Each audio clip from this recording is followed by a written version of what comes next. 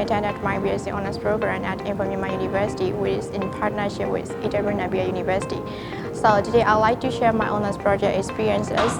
The title of my project is about exploitation, detection, and prevention of cyber service using the cyber service. So methodology that I'm applying in my project is based on penetrating testing with exploitation tool and detecting and defensive mechanisms by using stock and firewall rules.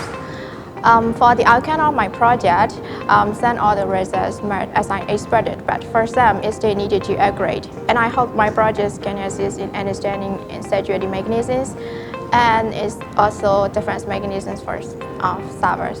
So let's get started. Well, the reason that I chose this topic was I'm really interested in security data and it plays an important role for every organization.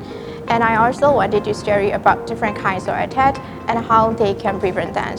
And in my project, I also discussed about the incident response process, which is really useful for handling incident events. Well, just due to the expansion of digital network, as you know, servers are frequently targeted by the attackers because of their valuable information they possess. Attacks can be classified as either internet or external, but the most common kind of attacks are denial of service attacks, malware attacks, man-in-the-middle attacks, phishing attacks, spoofing attacks, and much more. And also, we have to consider about the insider threat. When considering the security, the first thing we have to consider is about physical security in organization. It's very important because it's not possible to protect the information secure without securing in the physical security. For the different kinds of attack, to prevent those kind of attacks, I would say we have to consider and defense in-depth strategy. Yes, in my project, I use different kinds of attacks such as man-in-the-middle attack, poisoning attack, and also exploiting the known vulnerabilities.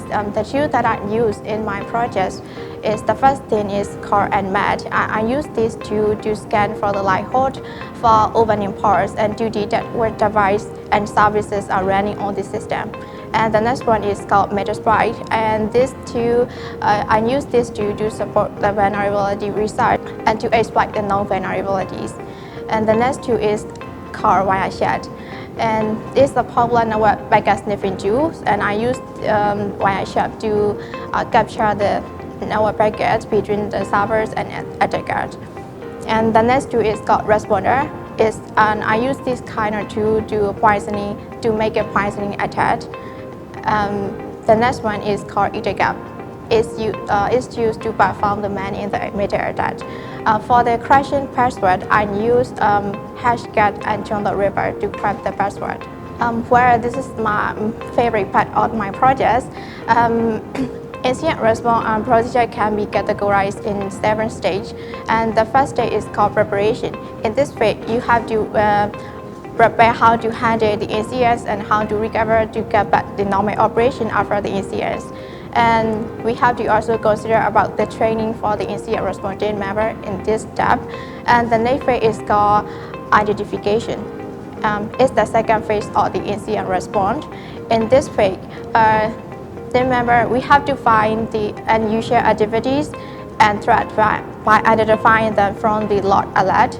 And after we found the threat, we should be documented for further investigation. And the next step is called containment phase. It's to apply the solution, such as we have to isolating the system and network that are under attack, disabling the vulnerability service until the patch is installed. The next phase is called investigation. In this step, we have to find out what happened in our system and network. And it's also important to document what data has been accessed and when it occurred, who did it, and we have to decide it was an inside or outside threat. The next phase is called education phase. In this phase, it includes removing all the malwares that affected the system, and we have to identify the root cause or the security breach, and we have to eliminate it. And the next step is called recovery stage. In this stage, it involves restoring the system and returning the network to the normal operation. The last stage is about the follow as the lesson learned stage. In this stage, everything should back to normal, And we have to consider the questions like what's the sufficient preparation and what were the financial costs and how we can prevent this incident from happening again. And so this process will keep your organization value and secures the information. So this is the step of how incident response work.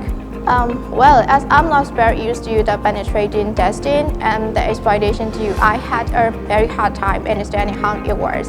And the most difficult and challenging part is installing a semi-specific version on the system to figure out the testing environments. Because when I downloaded and installed the semi-specific version, the installation were difficult because of command errors and also make-file command errors. It took me a long time to solve these installation errors. I have to try different versions and find out solutions to solve these kind of errors and problems. So it was the most stressful part of the whole project because, as you know, without solving this error, installations that cannot continue. So finally, the errors and problems were solved that I found online. And finding solution was also the difficult part as there were a few for the solution. So yeah, this is the most challenging part of my project. So thank you so much.